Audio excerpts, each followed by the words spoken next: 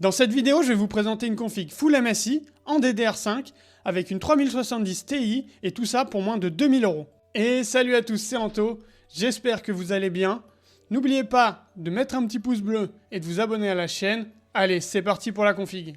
Alors, on commence par le processeur. J'ai sélectionné le Intel Core i5 12400F pour ses excellentes performances pour le jeu, sa compatibilité avec la DDR5 et pour son excellent prix de 194 € dû à l'absence de puce graphique. Avec 6 cœurs performance, 12 threads et une fréquence turbo de 4,4 GHz, il fera parfaitement tourner votre PC pour le jeu. On continue sur la carte mère. J'ai choisi la MSI Mag B660 Tomahawk Wi-Fi en DDR5. C'est une excellente carte mère au format ATX qui peut accueillir de la DDR5 de 4800 MHz jusqu'à 6200 MHz. Et tout ça jusqu'à 128 Go de RAM. Avec ses deux slots M.2 Gen 4x4 et un slot M.2 Gen 4x2, la Wi-Fi intégrée et un port USB-C, elle vous permettra de connecter pas mal de périphériques. On la retrouve actuellement à 258 €, ce qui est un très bon prix. On continue sur la RAM. Pour seulement 192 €, on a 2x16 Go de Corsair Vengeance DDR5 en 5600 MHz, classe 36. C'est un des meilleurs rapports performance-prix actuels pour de la DDR5.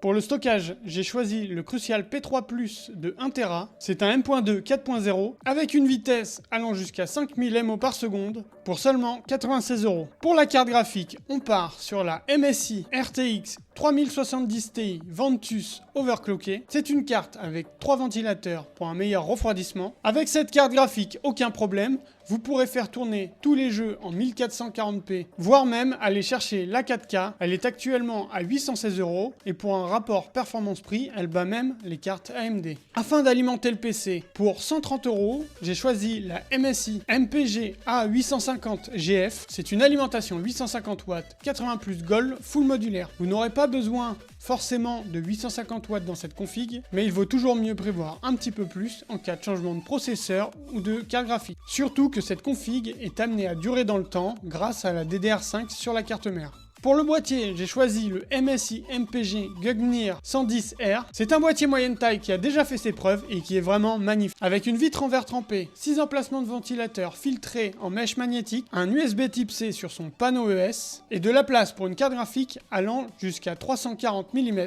4 ventilateurs ARGB sont fournis avec le boîtier et tout ça pour un prix concurrentiel de seulement 130 €.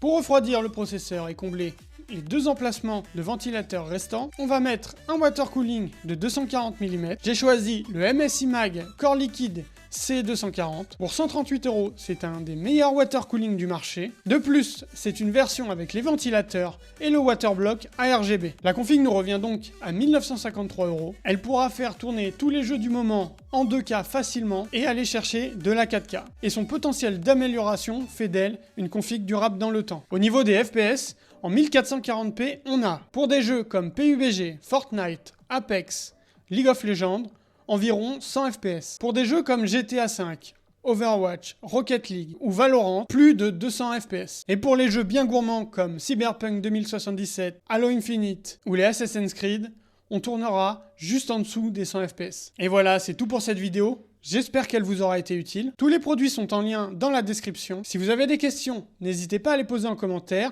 j'y répondrai. Bien sûr, si ce contenu vous plaît, n'oubliez pas le pouce bleu et de vous abonner pour ne pas rater les prochaines configs. Sur ce, je vous dis à la prochaine. Ciao!